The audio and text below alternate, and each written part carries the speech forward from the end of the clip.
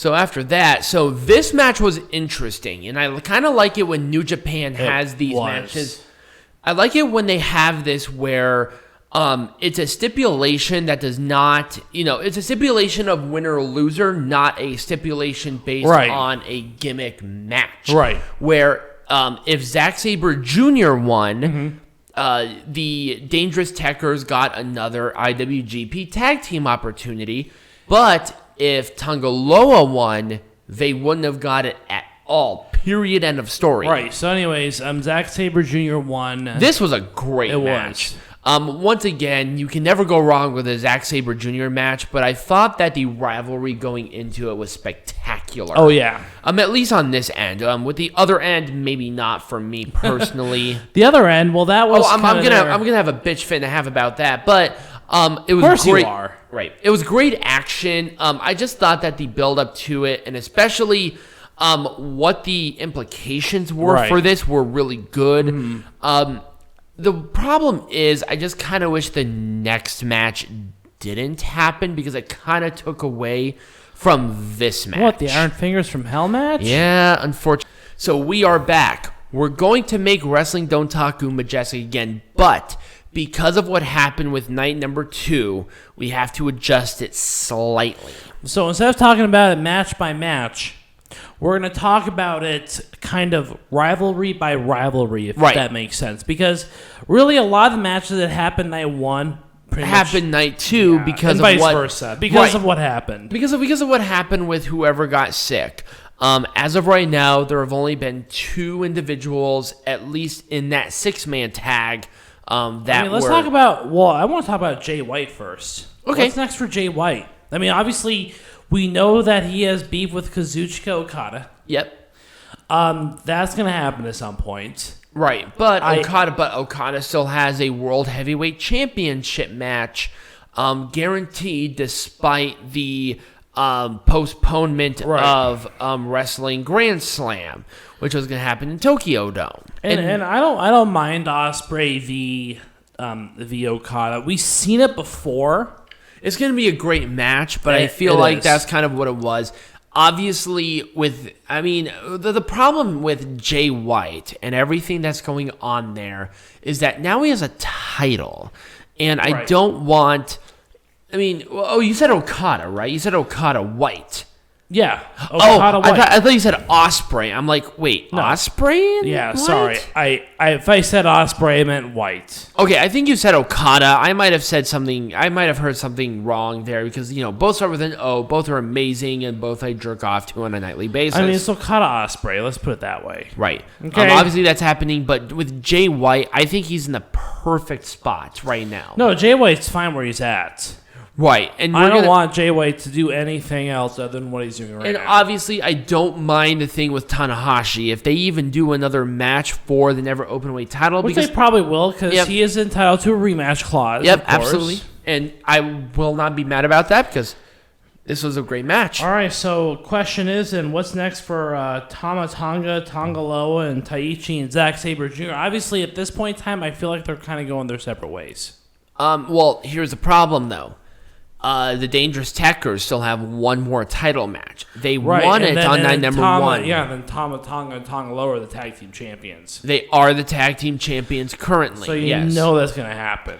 Yes. Although I feel like that match will be kind of that last sort of thing, and then the rivalry is going to kind of go off. At least for now. Or it's going to, those teams are going to go their separate ways. Right, at least for now. They will most likely clash again, and given the chemistry that they have, I wouldn't be surprised if we saw it again. Right. I don't mind it. I'm glad that they got the side of the rivalry that's kind of weird for a lot of people over with. Right, with the Iron Fingers, or the Iron Finger of Doom, or whatever it is. I'm glad that they did get that done, and they had really good singles matches for night number 1, and the tag team match was surprisingly good, which is why they want to continue to promote Dangerous Tekkers and Gorillas of Destiny, because they have really good chemistry all the way around, from storytelling to match quality. You're never going to get wrong with that. Right. But the problem is that there are other teams in New Japan that definitely will need it.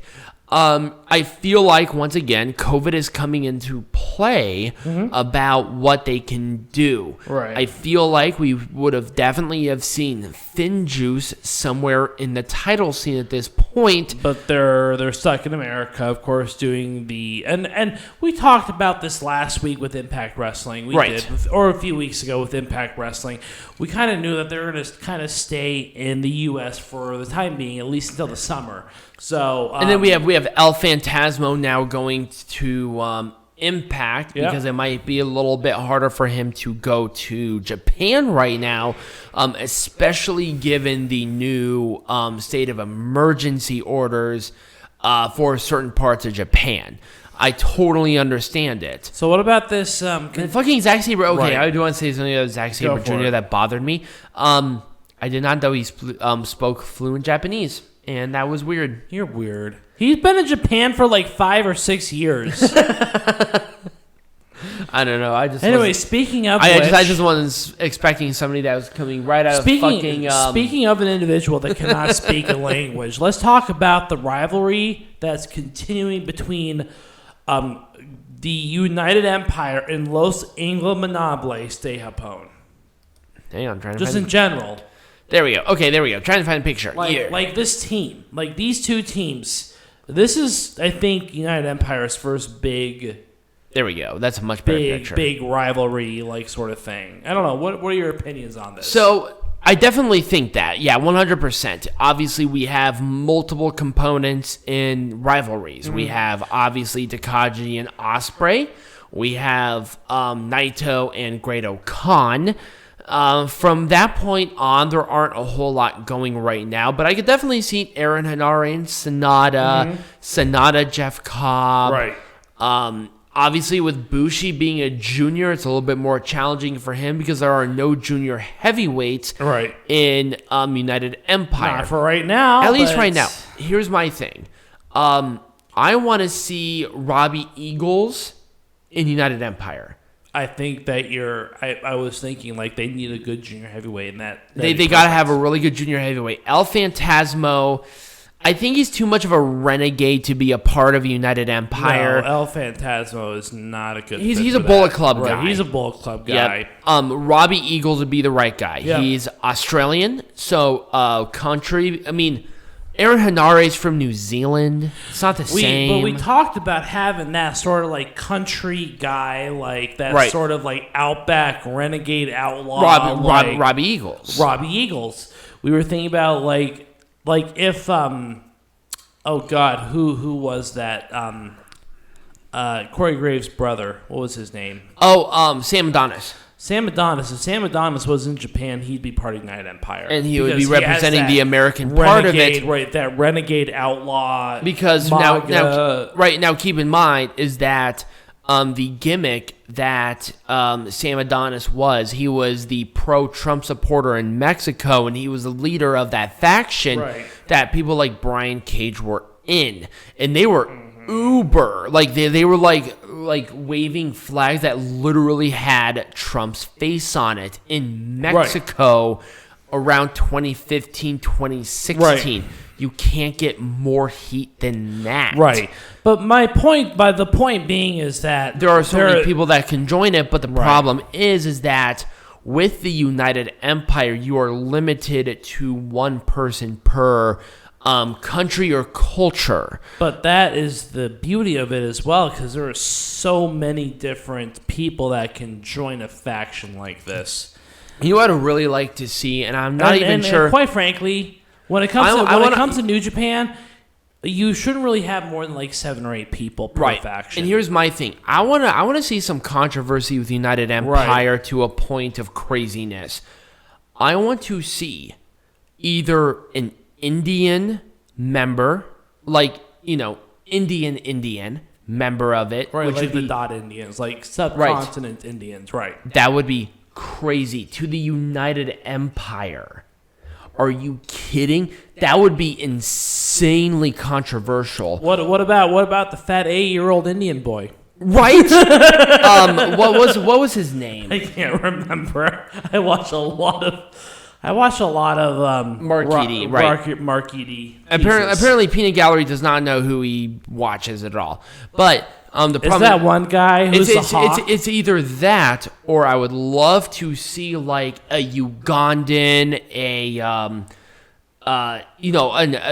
like sub-Saharan African member, like IRL, like Kofi Kingston if he went to New Japan became a heel. I mean, it was West Ghana part of the was that part of sub-Saharan? Yes, technically. No. Well, I mean, I was talking about more so as a part of British Empire. Oh yeah, absolutely. Ghana was a huge part of the British Empire. Okay, I mean, I could see that physically. I'm just not sure what would happen. But here. Kofi Kingston has his dick firmly into the asshole of Vince McMahon. Yeah, it's not going to happen. But I would love to see that kind of not only racial integration, but also that controversial part where, right.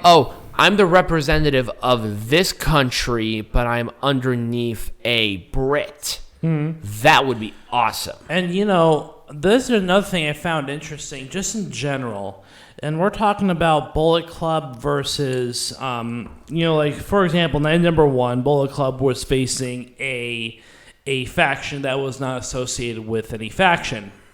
Like the match between Evil, Yujiro, Taichi, and Dick Togo versus Toru Yano, Tenzan, Tiger Mask, and Master Wato. Was it number 1 and number 2? It was night number 1.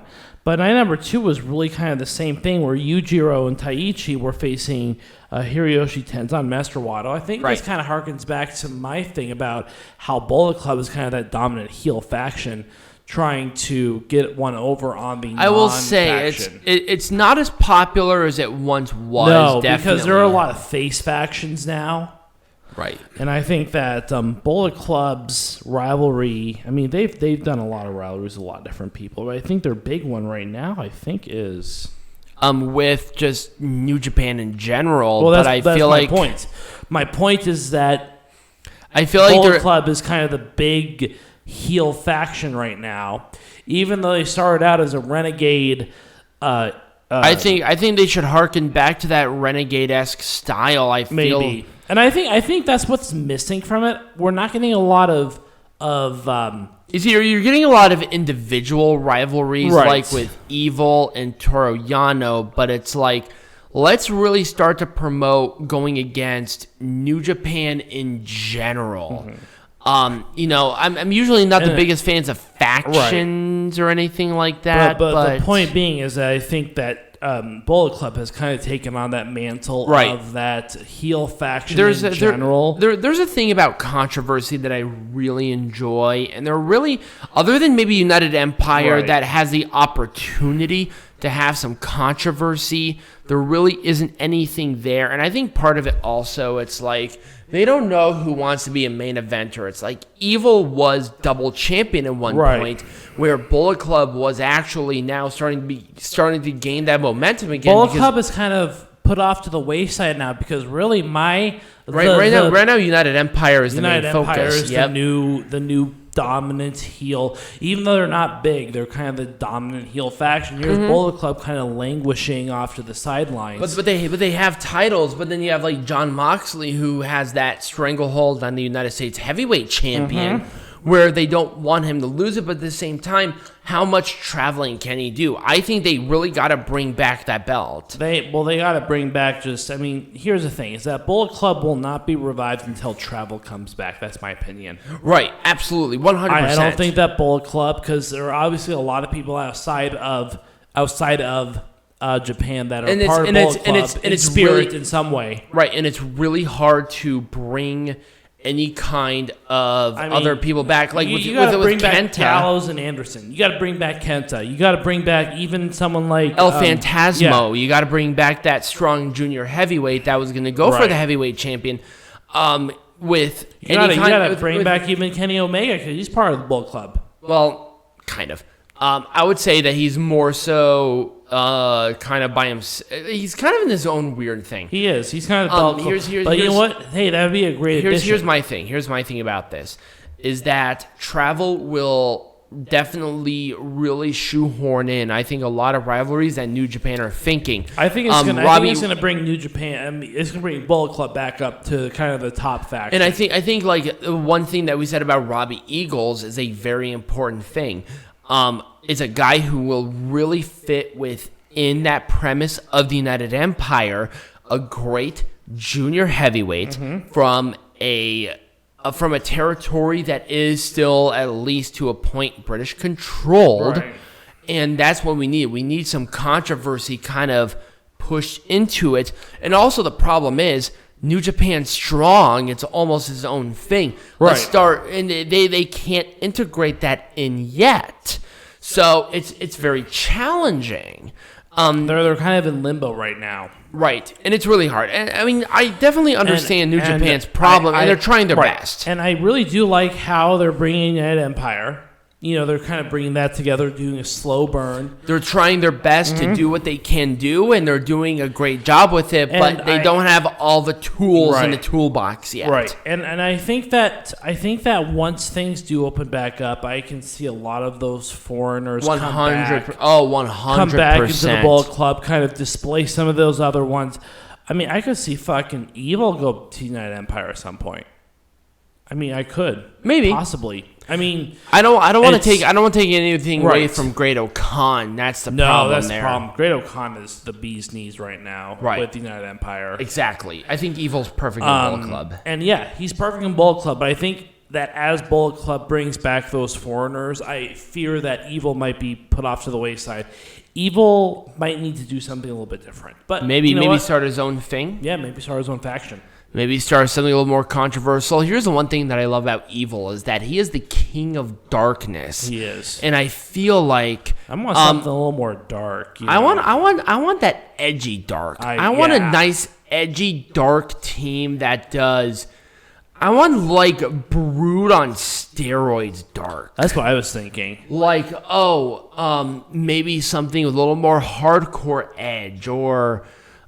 Something to where they will actually like brutalize the person to where because any match under them will be won under referee stoppage or something. That's what I want. I want brutal. But yeah, and I think that's something that's kind of hurt. The point is that it feels like Bullet Club is kind of lost right now. They're just kind of languishing and waiting for something to happen. It's like once again, I feel like it's hard because of the pandemic. It is, but it really is. But you understand where I'm coming from. 100. I agree with you 100%. You know, that Empire is really kind of taking and obviously with these Forbidden Doors opening up with a bunch of these other companies, there's going to be a lot more freedom to do a bunch of other things. Where maybe the Elite may not rejoin Bullet Club, but the Elite will be a different faction within of itself. We'll obviously have we'll have Gallows and Anderson rejoin the Bullet Club because they're kind of there already. They're like halfway Bullet Club anyways. They're kind of halfway, but then we'll obviously see like people joining back and forth. But I think most people will get the picture. Yeah. Is that the once again, here's the pandemic getting in the problem where New Japan is trying their best to make sure that there's good entertaining matches and they're doing their best and they're doing good stuff. I think that New Japan is there's definitely a limit to what they can do. And I think that New Japan over the next 6 months, I think that you'll see them kind of recapture that spirit. 100%. Of Bullet Club. By the end of the year, New Japan will have its spirit back, no problem. But for right now, especially with Dontaku, it was just kind of missing something. I can't tell you what. I think maybe part of it was the change in schedule. But that's outside of their own thing, so I can't nick them for it. And that's why we did make Pro Wrestling Majestic again within of its own little bubble instead of having it each individual match. Right. So anyways, that's kind of what we have. Let us know what you think. Yeah. Next week, we are going to be going over WrestleMania Backlash. Yes, and really that's pretty much it. I'm going to do a wrestling lesson around Backlash. And Peanut Gallery will try to do something around kind of the over-encompassing thing of that or something around WWE. I have not yet decided. Yes, but if you did enjoy this, remember to subscribe to the channel. You guys have been freaking awesome. We're going so freaking fast and crazy. Website, I'm hoping will be done by next week. Yes, we'll have really cool exclusive content for maybe for some exclusive news stories, opinions, all that fun stuff. For maybe some paid subs or something. And we are also... I'm thinking that we do a gallery of our predictions for those people that are not following us on Instagram or Snapchat. Yes, follow that too. Encourage that. And definitely. We'll give our full opinion on it. But you know what? We will let you know once that website is up. But remember, next week, this is a special Saturday. Next week's be back on Sunday. Yep. But as always, be majestic.